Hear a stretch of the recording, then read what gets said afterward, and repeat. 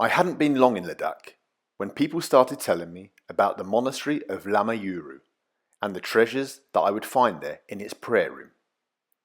Situated 125 kilometers from the capital Leh, I decided to rent a motorcycle and go and investigate for myself.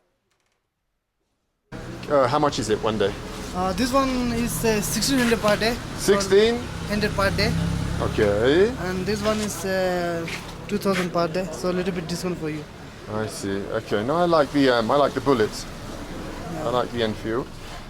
After filling in a few forms and having the bike checked over, I was ready to head off for Lama Yuru. Heading to Lama Yuru, which is the oldest Buddhist monastery in Ladakh, built over 1,000 years ago. Got a pair of wheels. Let's do it. About an hour out of the capital, I came to one of the world's great waterways. Below me flows the mighty Indus River that rises in Tibet from Mount Kailash, the holiest of mountains, birthplace of Shiva. And it flows down through Tibet into India, and then from India down into Pakistan, before flowing out into the sea. The Indus River is from where India took its name. And from this civilization built along the banks of this river is where the earliest Indian civilizations began. Hinduism crossed this river. The Aryans came across here from Central Asia. So much history flowing beneath me. I'm so high up. I'm at an altitude now of about 4,000 meters. So it's a little bit hard to speak even, to formulate my thoughts, because there's so little oxygen in the air. But now the road descends down to riverbank, and we'll carry on into the mountains. It's beautiful.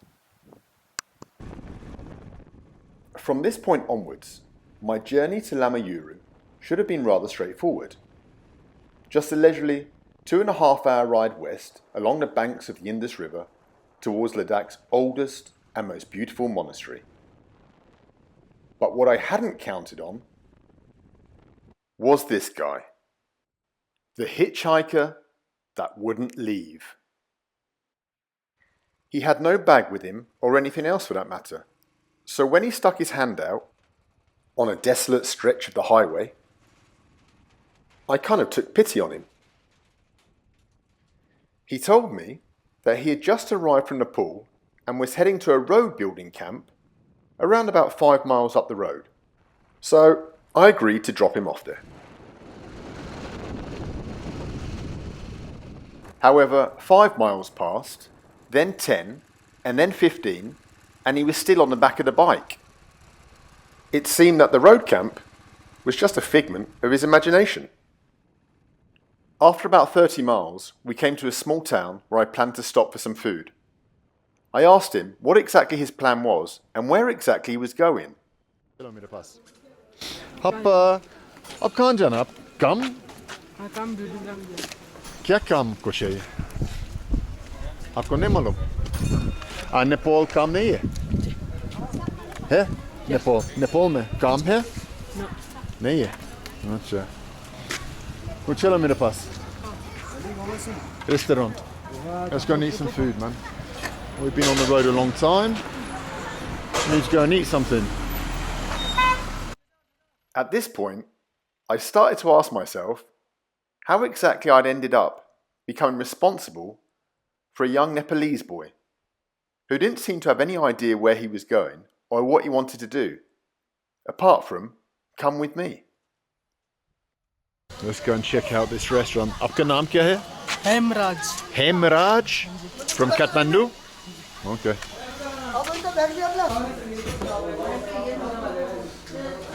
I seem to have adopted a hitchhiker. He doesn't know where he's going. I don't know where to take him. And so we're stuck together now. Taking him for a meal. I don't have to get rid of him. I've given him 200 rupees and said, all right, mate, find a bus. And he's like, I want to come with you. But I don't know how this is going to turn out. We'll see.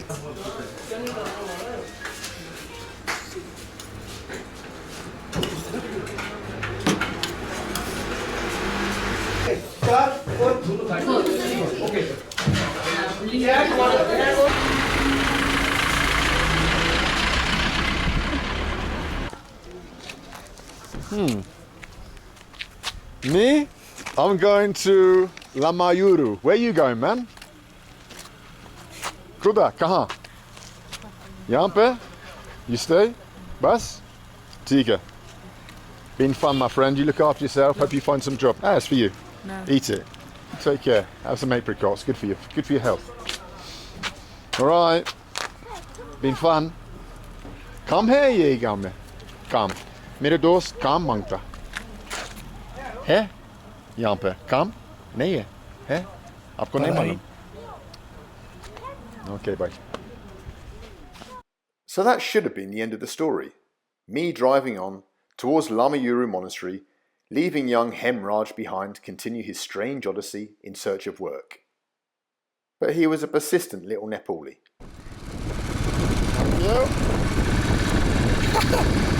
Nathan's on his key. Onwards we drove together, with me not knowing if I was ever going to get rid of him. It wasn't that I didn't want to help him out. It was just that I knew the longer he stayed with me, the harder it would be for him to leave.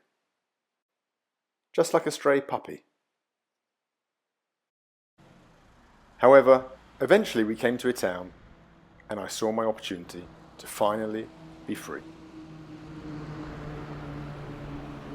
What? Nepali, Kathmandu. Bye. Meri baat suno. I'm going to Lamayuru, okay? I go Lamayuru. You stay here? Maybe it's the end? Probably not. It wasn't.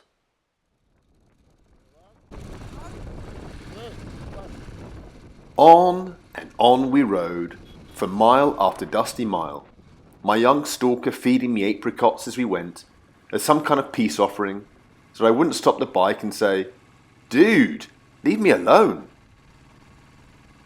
But just then, as I was starting to contemplate a life spent with Hem Raj, and never making it to Lamayuru and its mythical prayer room, I saw a truck, and in desperation to be free, I flagged it down, offered the driver a small fortune to take my friend, and finally bid farewell to my companion.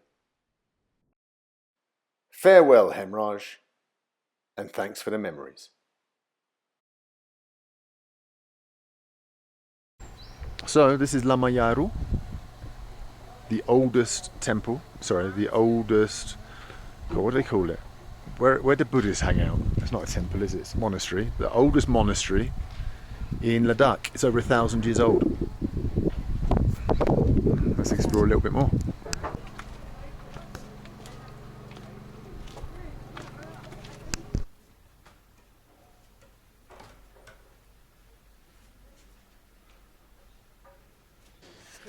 Let's go and look inside the inner sanctum, the prayer room of Lamayuru. Njulesa.